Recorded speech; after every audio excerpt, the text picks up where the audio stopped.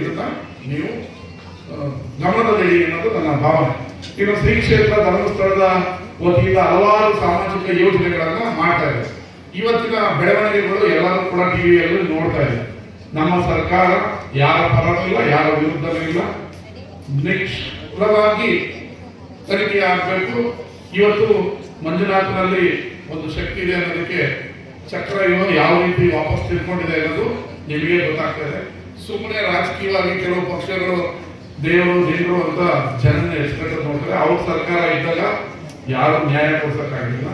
ಇವತ್ತು ನಮ್ಮ ಸರ್ಕಾರ ಬಂದ್ಮೇಲೆ ಒರಿಜಿನಾಲಿಟಿ ಏನಿದೆ, ಯಾರು ಮತ್ತು ಕುತಂತ್ರ ಮಾಡ್ತಾ ಇದ್ದಾರೆ ಅನ್ನೋದನ್ನ ನಿಮಗೆ ಟಿವಿಯಲ್ಲಿ ನೋಡ್ತಾ ಇದ್ರೆ. ದಿನ ಅರೆಸ್ಟ್ಗಳು ಆಗ್ತಾ ಇದೆ, ಕೆಲವ್ರನ್ನ ಗಡಿಪಾರೇ ಮಾಡಿದೆ. ಸುಮ್ಮನೆ ಕಾಂಗ್ರೆಸ್ ಸರ್ಕಾರ ಅವ್ರ ಪರ ಇವ್ರ ಪರ ಅಂತೇಳಿ ಸುಳ್ಳು ಅಪಪ್ರಚಾರಗಳನ್ನ ಮಾಡಿ ಯಾರು ಇದಕ್ಕೆ ಕುಮ್ಮಕ್ಕು ಕೊಟ್ಟು ಇಲ್ಲಿವರೆಗೂ ಬಂದಿದ್ರು. ಇವತ್ತು ಅಂತ ಮಹೇಶ್ ತಿಮ್ಮರೋಡಿ ಅನ್ನೋನು ಬಿಜೆಪಿಯ ಅಸೋಸಿಯೇಟ್, ಅವನು ಬೆಳೆಯಕ್ಕೆ ಅವರೇ ಕಾರಣರಾಗಿ ಇವತ್ತು ನಿಷ್ಪಾಕ್ಷ ತನಿಖೆ ಆಗ್ಬೇಕಾದ್ರು ಸುಮ್ಮನೆ ಡ್ರಾಮಾ ಕ್ರಿಯೇಟ್ ಮಾಡೋದು. ಧರ್ಮಸ್ಥಳ ಚಲೋ ಅನ್ನೋ ಇದರಿಂದ ಬಗೆಹರಿಯಲ್ಲ ಧರ್ಮಸ್ಥಳದ ಪ್ರಾಬ್ಲಮ್.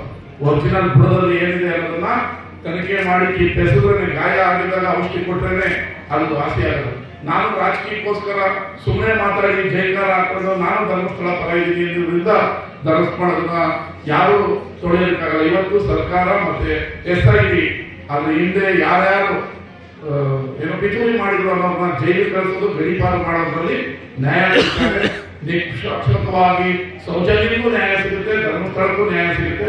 ನಾವು ಎಲ್ಲರ ಪರ ಇದ್ದೀವಿ, ಬಡವರ ಪರ ಇದ್ದೀವಿ, ಹೆಣ್ಮಕ್ಳ ಪರ ಇದ್ದೀವಿ.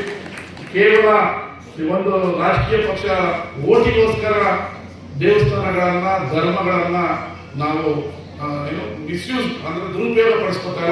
ಬಡವರಿಗೆ, ಹೆಣ್ಮಕ್ಳಿಗೆ ಮತ್ತು ಶ್ರೀ ಕ್ಷೇತ್ರಕ್ಕೆ ಮೂರನ್ನು ನೋಡಿ ಹಿಂದೂ ಧರ್ಮಕ್ಕೆ 4ಕ್ಕೂ ನ್ಯಾಯ ಕೊಡಿಸುವಂತ ಕೆಲಸವನ್ನ ಮಾಡ್ತಾ ಇದೀವಿ ಅಂತ ಹೇಳಿ ನನಗೆ ಇವತ್ತು ತುಂಬಾ